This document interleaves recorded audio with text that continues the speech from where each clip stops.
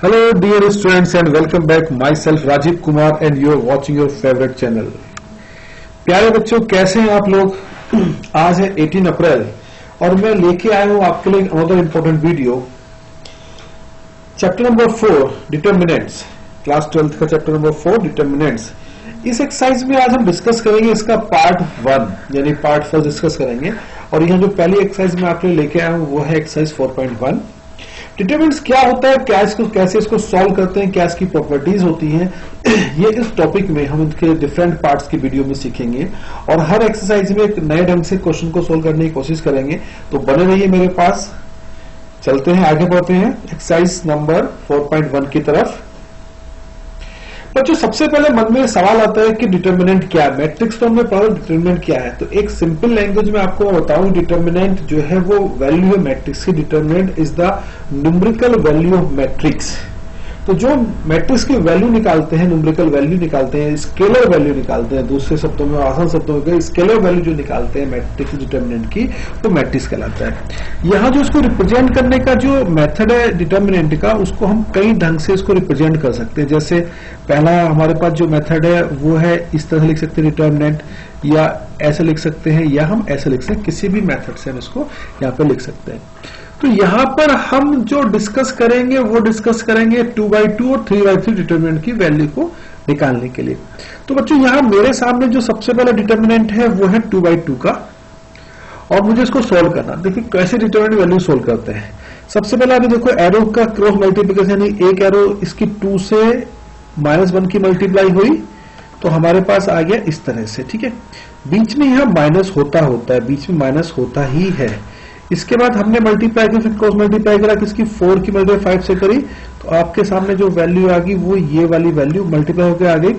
तो ये आया बच्चों -2 + 20 = 18। इस तरह से हम इस वैल्यू को कैलकुलेट कर सकते हैं। ठीक है, तो ये 2/2 का डिटर्मिनेंट ऐसे क्रॉस मल्टीप्लिकेशन से इसको सॉल्व करते हैं। ठीक, आगे बढ़ते हैं नेक्स्ट क्वेश्चन की तरफ। क्वेश्चन नंबर इसको मैं ऐसे हटा देता हूं, पहले ये वाली वैल्यूज को क्लियर कर देता हूं। अब आगे बढ़ते हैं। देखिए क्वेश्चन नंबर 2 पे आ जाइए। क्वेश्चन नंबर 2 को देखो, यहां हमने इसकी मल्टीप्लाई करी सिंपल ढंग से। ये cos थीटा की मल्टीप्लाई cos थीटा से हुई, तो क्या निकल के हमारे पास आया? हमारे पास आया cos theta into cos theta. ऐसी हमने दूसरी मल्टीप्लाई हमने बच्चों यहाँ पे कर ली, इसकी साइन माइनस साइन की प्लस साइन से मल्टीप्लाई कर ली। तो हमारे पास क्या बन के आता है? Minus sin theta into sin theta, बीच में माइनस आना ही आना है। तो cos theta into cos theta cos square theta, sin theta into sin theta sin square theta. Already minus है तो माइनस माइनस प्लस हो गया है। तो वैल्यू कितनी आ गई इसकी वैल्यू हमारे पास यहाँ पे 1 आ गई है। ठीक है, इसका अगला पार्ट डिस्कस करते हैं। सेकंड पार्ट में बच्चों आप लोग यहाँ देखो, सेकंड पार्ट में ये क्रॉस मल्टीप्लिकेशन का, यानी पहले हमने इसकी मल्टीप्लाई यहाँ कर दी। तो आप देखेंगे यहाँ पे जो मल्टीप्लिकेशन हुआ ये आया x² - x + 1 की मल्टीप्लाई किससे होगी? x + 1 से। बीच में माइनस आना है। फिर ऐसे हमने दूसरा एरो की, आपको एरो दिख रहा है, आपको ये एरो आपको दिख ही रहा है, इसकी मल्टीप्लाई करी, यानी कि माइनस ऑलरेडी है तो x + 1 की मल्टीप्लाई x - 1 से हुई। जब इसको सिंपल कैलकुलेशन करेंगे, आसान कैलकुलेशन करके लाएंगे, तो ये पहला वाला जो बन के आ जाएगा ये तो बन जाएगा आपका ये, और ये वाली वैल्यू पूरी बन जाएगी आपकी a² - b² के हिसाब से। तो आंसर आ जाएगा आपका x³ - x² + 2। ठीक है, अगले क्वेश्चन की तरफ बढ़ते हैं हम लोग। अभी ये देखिए, यहाँ इसकी प्रॉपर्टी है डिटर्मिनेंट की, जिसको हम अगली वीडियो में डिस्कस करेंगे। डिफरेंट टाइप प्रॉपर्टी डिस्कस करेंगे। अभी हमें सिर्फ ये कैलकुलेशन करनी है किस तरह से डिटर्मिनेंट की वैल्यू को कैलकुलेट करेंगे। बच्चों यहाँ आप देखो तो यहाँ एक मैट्रिक्स आपको दे रखी है, a = 1 2 और 2 1। यहाँ वैल्यू निकाल, डिटर्मिनेंट ऑफ 2a निकालना है, फिर निकालना 4 टाइम्स ऑफ डिटर्मिनेंट a निकालना है। ठीक है, तो इसको करने का क्या तरीका है? सबसे पहले आप देखो, ये मेरे पास है 2a, इसको मुझे सोल्व करना है। ठीक है, अब हमने क्या करा, यहाँ मैट्रिक्स आपको a दे रखी थी, अब हमने इसकी मल्टीप्लाई कर दी 2a से। तो आपको पता है मैट्रिक मल्टीप्लिकेशन किस तरह चलता है? मैट्रिक मल्टीप्लिकेशन चलता है उसी ढंग से, जैसे सिंपल मल्टीप्लाई, ये 2 की मल्टीप्लाई 1 से होगी, 2 की मल्टीप्लाई 2 से होगी, 2 की मल्टीप्लाई 4 से, 2 की मल्टीप्लाई 2 से होगी। तो आ गया मेरे पास 2 4 8 और 4। ठीक है, अब जो मुझे प्रूफ करना था, प्रूफ मुझे यहां से ये वाला हिस्सा इसका LHS है और ये हिस्सा इसका मेरे पास RHS है। तो मैंने यहाँ पे ले लिया LHS। LHS में क्या वैल्यू दे रखी है आपको, ये 2a है। तो हमने क्या करा, इसका डिटर्मिनेंट की मल्टी 2 से आप करके ये आ गया था, यहाँ पे मैट्रिक्स मल्टी 2 से कर दी थी। तो जब मैट्रिक्स मल्टी 2 से, तो अब हमने क्या करा, इसको डिटर्मिनेंट फॉर्म में कन्वर्ट कर लिया। तो क्रॉस मल्टीप्लिकेशन आपको पता ही है कैसे हम सोल्व करते हैं। तो हमने यहाँ पे इसकी 2 की मल्टीप्लाई कर दी 4 से, और इस 4 की मल्टीप्लाई हमने कर दी यहाँ पे 8 से। तो यहाँ जो कैलकुलेशन में सिंपल ढंग से सोल्व होके आएगा वो हमारे पास आएगा 2 into 4, 4 into 8, तो ये आ गया 8 - 32 - 24 आ गया। ठीक है, अब हमें लेना है RHS। तो RHS आपको दिख ही रहा है, तो RHS में मैं यहाँ पे सीधा ये यहाँ पे आ गया RHS इसके। तो ये डिटर्मिनेंट है, इसका कलर चेंज कर देता हूं मैं। ये डिटर्मिनेंट मल्टीप्लाई 4 से, तो आपको पता है कि A आपको दे रखा है, ये A था, इसका डिटर्मिनेंट निकाल तो बन के क्या आएगा, यही बन के आएगा। मल्टीप्लाई करा, यहाँ इसकी मल्टीप्लाई करा, इसको इससे मल्टीप्लाई कर दिया, तो ये मल्टीप्लाई ऑलरेडी 4 का चल ही रहा है। ठीक है, तो 1 into 2, ये 2 आ गया, 2 into 4, 8 आ गया, सोल्व हो गया है 24। तो आप देखो ये वाला नंबर और ये नंबर सेम, यानी LHS = RHS। इस तरह से हमने इस क्वेश्चन को सॉल्व कर लिया है। ठीक है, आगे बढ़ते नेक्स्ट क्वेश्चन की तरफ। अगला क्वेश्चन देखिए क्या बच्चों, अगला क्वेश्चन जो मेरे पास आ रहा है वो आ रहा है 3x3 के मैट्रिक्स के बारे में आ रहा है, उसको मुझे वैल्यू कैलकुलेट करना है। तो इस क्वेश्चन सोल्व करने से पहले जो मुझे आपको थोड़ा सा बताना है कि यहां मैंने जब ये 3x3 की मैट्रिक्स का डिटरमिनेंट हम कैलकुलेट करेंगे, तो कैलकुलेशन के दौरान यहां पे कुछ बातों को याद रखना है। देखिए, जब हम डिटरमिनेंट को एक्सपेंड करते हैं 3x3 को, तो उसको 6 मेथड से एक्सपेंड कर सकते हैं। along R1 एक्सपेंड कर सकते हैं, along R2 एक्सपेंड कर सकते हैं, along R3 एक्सपेंड कर सकते हैं, कॉलम वाइज भी C1 के along एक्सपेंड कर सकते हैं, C2 के along एक्सपेंड कर सकते हैं, C3 के along एक्सपेंड कर सकते हैं। तो एक 3x3 के डिटरमिनेंट को हम 6 मेथड से एक्सपेंड कर सकते हैं। तो जिस भी मेथड्स के या जिस भी रो और कॉलम के अलोंग एक्सपेंड करेंगे, तो उसके साइन को याद रखा। अगर मैं फर्स्ट रो के अलोंग एक्सपेंड करूंगा, तो पहला नंबर जो आएगा वो आएगा प्लस, दूसरा नंबर माइनस आएगा, और तीसरा नंबर प्लस आएगा, यानी प्लस माइनस प्लस ऐसे चलेगा। ठीक है, अगर यही काम मैं करता हूं आपका कॉलम के अलोंग, तो जब मैं फर्स्ट कॉलम के अलोंग एक्सपेंड करूंगा, तो पहला नंबर प्लस आएगा, फिर माइनस आएगा, और फिर प्लस आएगा। इस तरह से एक्सपेंड होगा। यानी कि आपको याद रखना है कि फर्स्ट रो के अलोंग एक्सपेंड करेंगे प्लस माइनस प्लस, और फर्स्ट कॉलम के अलोंग एक्सपेंड करेंगे तो प्लस माइनस प्लस ही होगा।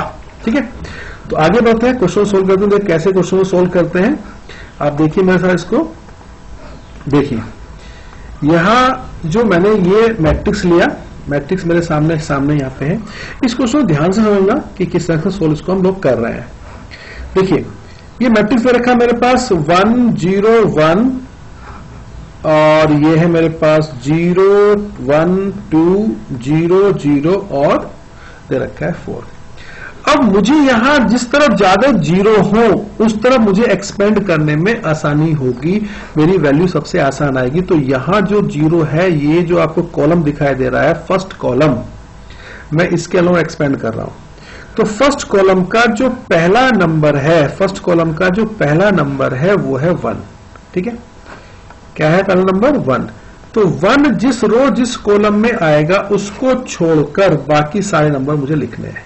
ठीक है, तो 1 जो आ रहा है वो यहां इस रो में आ रहा है, और 1 जो आ रहा है इस कॉलम में, इनको सबको छोड़ दिया गया। तो आपको जो विजिबल है वो है 1 2 0 4। तो वो यहां पर मैंने आके उसको लिखा 1 into 1 2 0 4, यानी जिस रो और जिस कॉलम में वो आ रहा है उसको छोड़कर बाकी नंबर को आपको लिखना है। ठीक है, अब अगला नंबर क्या है फर्स्ट कॉलम का 0। तो 0 जिस रो जिस कॉलम में छोड़ दो, यानी कि ये छोड़ दो और ये छोड़ दो, तो क्या बचा आपके सामने बचा 0, आपके सामने बचा 1, आपके सामने 0, आपके सामने बचा 4। तो ये यहां पे इसको लिख दिया। ठीक है, पहला प्लस आया, फिर माइनस है, क्योंकि पहला प्लस लेंगे, फिर माइनस लेंगे, और फिर प्लस लिया जाएगा। ठीक है, अब आइए अगला नंबर क्या है फर्स्ट कॉलम का 0। तो 0 जिस रो जिस कॉलम में आ रहा है उसको छोड़ा जा रहा है, यानी उसको हम यहाँ पे छोड़ रहे हैं। तो देखिए यहां से हमने इसको छोड़ दिया और हमने इसको यहाँ पे इसको छोड़ दिया, यानी ये पूरा का पूरा पोर्शन यहाँ से हटा दो। तो आपको क्या दिखाई दे रहा है, आपको दिखाई दे रहा है 0 1 1 और 2। तो ऐसे आ गया। ठीक है, तो यह ध्यान रखना, पहले का प्लस होगा, फिर माइनस होगा, फिर प्लस होगा, इसके अकॉर्डिंग प्लस माइनस और प्लस मैं यहाँ पे इसको लेके चलूंगा। ठीक है, अब बाकी काम है 2x2 मैट्रिक्स को जैसे हम सोल्व करते थे डिटरमिनेंट में, ये मल्टीप्लाई यहाँ पे हो जाएगी, इसकी मल्टीप्लाई इससे हो जाएगी, सेम यहाँ मल्टीप्लाई होगी, ये मल्टीप्लाई जाएगी, यहाँ पर ये मल्टीप्लाई होगी, ये मल्टीप्लाई जाएगी। सोल्व करने के बाद हमारे पास जो वैल्यू आएगी वो 4 आ जाएगी। हम सिंपल ढंग से सोल्व कर सकते हैं।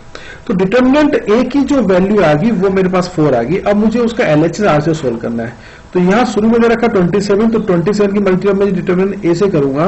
डिटरमिनेंट ए की वैल्यू कितनी है 4, तो 16 क्या आएगा 108। ठीक है, ऐसे इसको मैं करूंगा।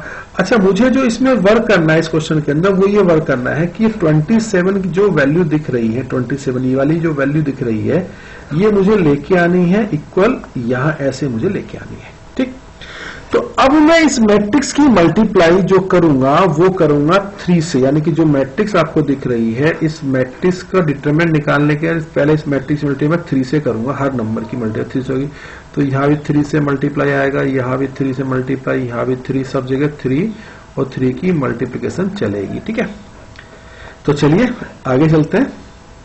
देखिए यहाँ आ जाइए क्वेश्चन पे। यहाँ क्या हमने इस मैट्रिक्स की मल्टीप्लाई 3 से कर रहे हैं, तो 3 से मल्टीप्लाई दिखा दी हमने यहाँ पे। तो मल्टीप्लाई करने के बाद ये कितना आ गया, ये आ गया 3 0 3 3 3 6 0 0 और 12, यानी कि हर एक नंबर की मल्टीप्लाई 3 से हो गई। अब हमने इसका डिटरमिनेंट निकाला, तो डिटरमिनेंट निकालने का तरीका है कि हमने इसको फिर से अलोंग C1 के अलोंग एक्सपेंड कर रहे हैं। तो C1 के अलोंग का जो पहला नंबर है वो है 3। जिस रो जिस कॉलम में 3 है उसको छोड़ दो, ये आ रहा है और इसको छोड़ दीजिए। तो क्या दिखाई दे रहा है आपको, कुल मिला के आपको दिखाई दे रहा है 3 6 0 12।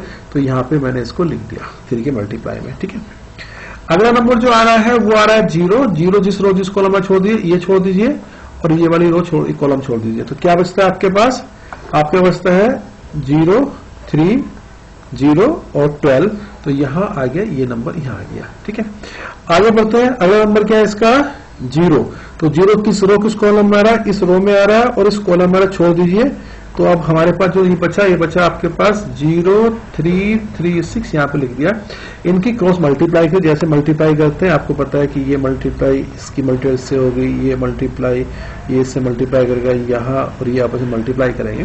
तो जो सिंपल कैलकुलेशन आप करेंगे तो जो आंसर सोल्व होके आ जाएगा वो आसानी से हमारा आंसर आ जाएगा 108। ठीक है, तो इससे पहले जो इक्वेशन नंबर मेरे पास 1 बनी थी, उस इक्वेशन नंबर 1 में जो आंसर आया था वो कितना आया था मेरे पास, वो भी आया था मेरे पास 108। तो 108 ये रहा और 108 ये रहा, तो दोनों का आंसर इक्वल आ गया, नहीं LHS इक्वल्स टू RHS। तो from equation number 1 and 2 we get the answer LHS equals to RHS। ये मेरे पास यहाँ पे आंसर आ गया। ठीक है, उम्मीद करता हूँ आपको अच्छे समझ में आ गया होगा। अब आगे बढ़ते हैं, एक्सपेंशन सीखते हैं अलग मेथड से। यहाँ देखिए, यहाँ कुल मिला के मेरे पास है 4 पार्ट्स। उन 4 पार्ट्स में से मैं केवल 2 पार्ट्स आपके लिए सोल्व करूंगा और बाकी 2 पार्ट्स आपके लिए छोड़ दूंगा। क्वेश्चन को सोल्व करने के दौरान आपको याद रखना है एक पॉइंट को, छोटे से पॉइंट को, कि यहां पहली रो के अलोंग चलेंगे तो प्लस माइनस प्लस, पहले कॉलम के अलोंग चलोगे तो प्लस माइनस प्लस, ऐसे करके इन साइन को आपको याद रखना है। ठीक है, तो जो पहला क्वेश्चन मैंने यहाँ पे एवल्यूट द डिटरमिनेंट, इसकी वैल्यू मुझे निकालनी है। तो आप देखो यहाँ आपकी चॉइस है कि किस रो के अलोंग एक्सपेंड करें, किस कॉलम के अलोंग एक्सपेंड करें। आपके पास 6 चॉइसेस है, आइदर रो आइदर कॉलम। रो के अलोंग विद 3 चॉइसेस है, R1 R2 R3, और कॉलम के अलोंग विद 3 चॉइसेस है, 3 चॉइसेस है, C1 C2 C3, यानी कि इन किसके अलोंग आपको एक्सपेंड करना है। ठीक है, तो हम आगे बढ़ते हैं। यहाँ देखिए, यहां पे आ जाइए आराम से।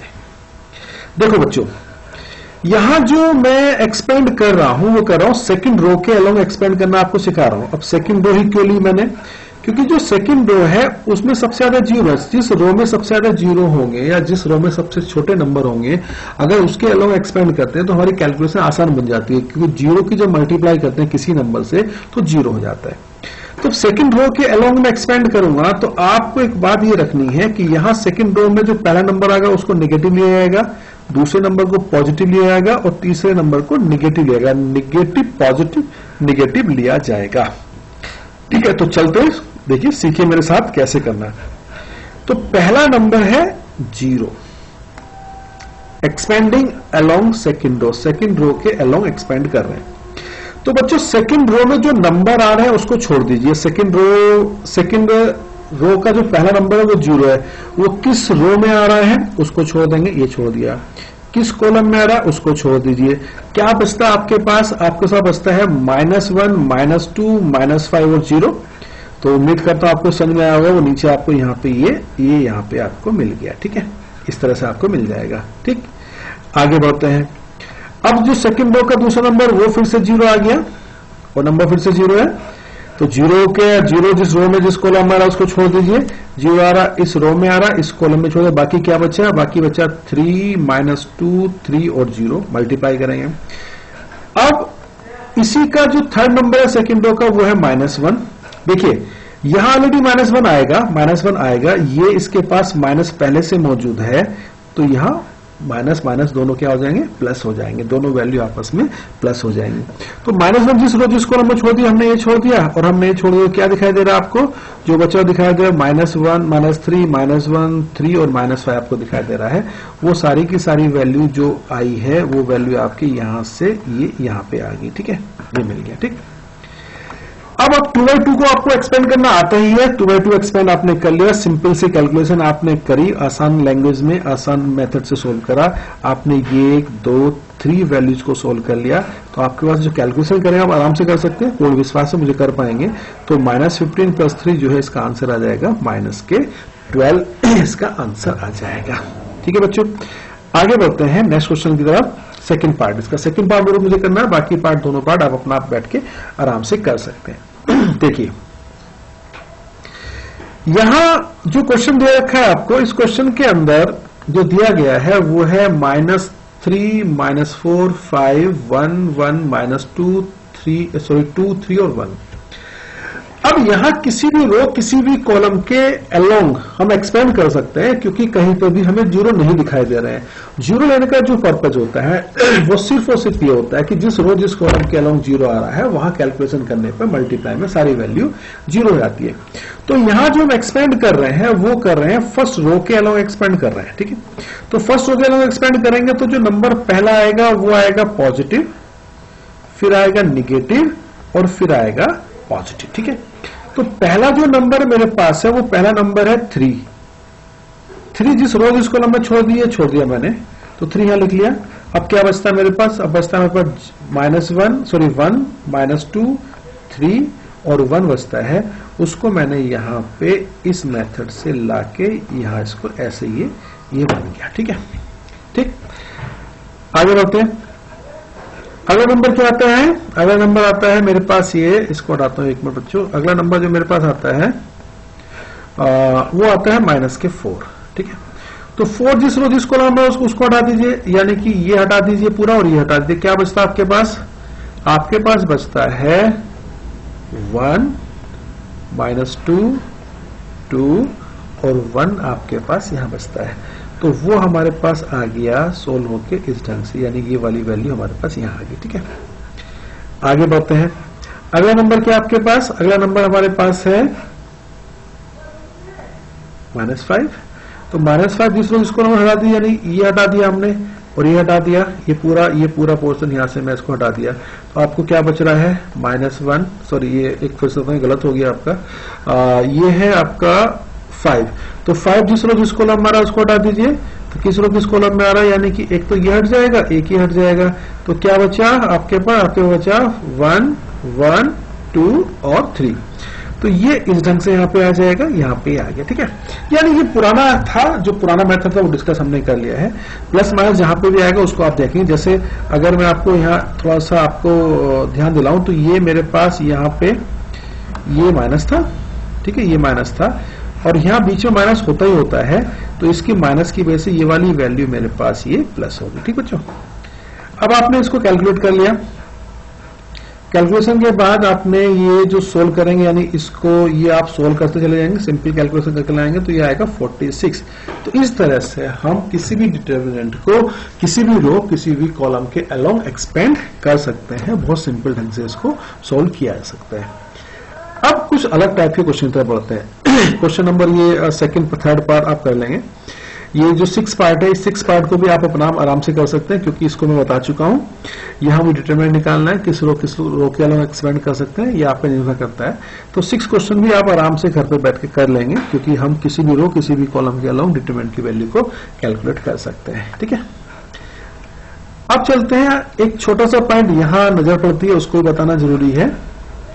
याद रखना आपको, अगर किसी मैट्रिक्स का डिटरमिनेंट 0 हो जाए, यानी कि किसी मैट्रिक्स का डिटरमिनेंट 0 हो जाए, तो वो मैट्रिक्स कहलाती है सिंगुलर मैट्रिक्स कहलाती है।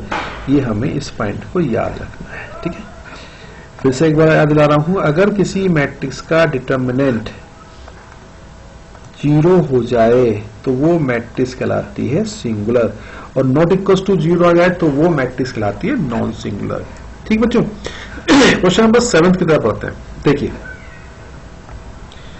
क्वेश्चन नंबर 7, जैसे आपको पता ही है कि अगर दो मैट्रिक्स आपको इक्वल दे रखी है, दो मैट्रिक्स अगर आपको इक्वल दे रखी है, तो मैट्रिक्स में corresponding numbers, corresponding entries, corresponding elements आपस में इक्वल होते हैं, लेकिन डिटरमिनेंट में वैल्यूज इक्वल नहीं होती है। अगर किसी बच्चे के मन में एक ख्याल आ जाए कि ये 2 इस 2x के इक्वल हो जाएगा और x की वैल्यू सोल्व होके 1 आ जाएगी, तो वो गलत होगा। कॉरस्पॉन्डिंग नंबर आपस में इक्वल नहीं होते हैं।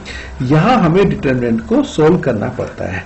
हम सबसे दोनों डिटरमिनेंट रखें, यहां इसकी ये करनी और ये मल्टीप्लाई करेंगे। ठीक है, सोल्व होके क्या आएगा आपके पास, सोल्व होके पहला ये आ जाएगा 2 आ जाएगा और -20 आ जाएगा। इसी तरह से आपको मल्टीप्लाई करनी है 2x की x से, तो कितना आ जाएगा, वो सोल्व होके आएगा 2x², और फिर आपको मल्टीप्लाई करनी है यहां पर, ये मल्टीप्लाई करनी है, तो 4 × 6 आ जाएगा सोल्व होके आपका 24 आ गया। ठीक, तो सोल्व करेंगे तो ये आया माइनस का 18, ये आया 2x² -24, कैलकुलेशन करके लाएंगे आसान ढंग से, तो x² आ जाएगा 3। तो जब x² 3 आ जाएगा, तो taking square root on both side, the value of x will be x = ±√3। इस ढंग से इसको हम सॉल्व करेंगे। ठीक, अब ये गलती नहीं करेंगे कि डिटरमिनेंट की वैल्यू जो कॉरस्पॉन्डिंग नंबर और इक्वल लगता है वो इक्वल नहीं होती है। आगे बढ़ते हैं, इसके सेकंड पार्ट को भी सोल्व कर लेते हैं। तो आप देखिए सेकंड पार्ट देखिए इसका, तो जो सेकंड पार्ट में आप देखो तो फिर से वही कहानी मुझे करनी है। मुझे यहाँ 2 की मल्टीप्लाई 5 से करेंगे तो कितना आ जाएगा, ये 10 आ जाएगा। ठीक है, फिर मैं मल्टीप्लाई करूंगा 3 की 4 से, कितना आ जाएगा, ये 12 आ जाएगा। ठीक, आगे बढ़ते हैं, यहां 5x की मल्टीप्लाई, x की मल्टीप्लाई करूंगा तो यहां ये आ गया, फिर 3 की मल्टीप्लाई 2x करूंगा तो यहां पर मैं ये ऐसे आ गया हूं। ठीक है, अब आपको क्या करना है, कैलकुलेशन करनी है। तो कैलकुलेशन करने में क्या होगा, बहुत सिंपल से कैलकुलेशन करेंगे, तो -2 = -x आ गया। राइट, सोल्व करके x की वैल्यू आपकी आ गई 2। ठीक है, तो ऐसे करके हम दो डिटरमिनेंट अगर इक्वल हो, चाहे 2/2 का हो चाहे 3/3 का हो, उसको एक्सपेंड करके ही डियर स्टूडेंट, डियर चिल्ड्रन, इसको सोल्व करते हैं। कभी भी कॉरस्पॉन्डिंग एंट्रीज को इक्वल रख के सोल्व नहीं करते हैं। आगे आते हैं लास्ट क्वेश्चन की तरफ अपने। देखो फिर से वही क्वेश्चन बन के आ गया है। आप देखो, यह पूछा है कि if this determinant equals to this determinant then x = 2। तो आपको पता है कि यहाँ x की मल्टीप्लाई मैं ऐसे करूंगा तो ये आ जाएगा कितना, x²। 2 की मल्टीप्लाई 18 से करूंगा तो कितना आएगा, 36। यहाँ x 6 × 6 कितना आ गया, 36। 2 × 18 कितना आ गया, 36 आ गया। ये वाली वैल्यू आपस में कैंसिल हो गई। ठीक है, तो बचा x² = 36, और x² = 36 का मतलब हो गया x = आ गया ±6। तो मेरा आंसर क्या आ गया, ऑप्शन कहलाया मेरे पास बी, ऑप्शन मेरे पास कहलाया। ठीक है, तो डियर चिल्ड्रन, यहां हमने आज 4.1 चैप्टर नंबर 4 की डिटरमिनेंट एक्सरसाइज को कंप्लीट कर लिया है। उम्मीद करता हूं ये एक्सरसाइज आपको पसंद आई होगी। अगर ये एक्सरसाइज आपको पसंद आई है, मेरे द्वारा समझाया मेथड आपको पसंद आया है, तो प्लीज इस वीडियो को लाइक करिए, मेरे चैनल को सब्सक्राइब करिए, और अपने जैसे जरूरतमंद बच्चों को इस वीडियो को शेयर करिए। मैं मिलता हूं नेक्स्ट वीडियो में। तब तक बच्चों, stay healthy, stay fit and take care.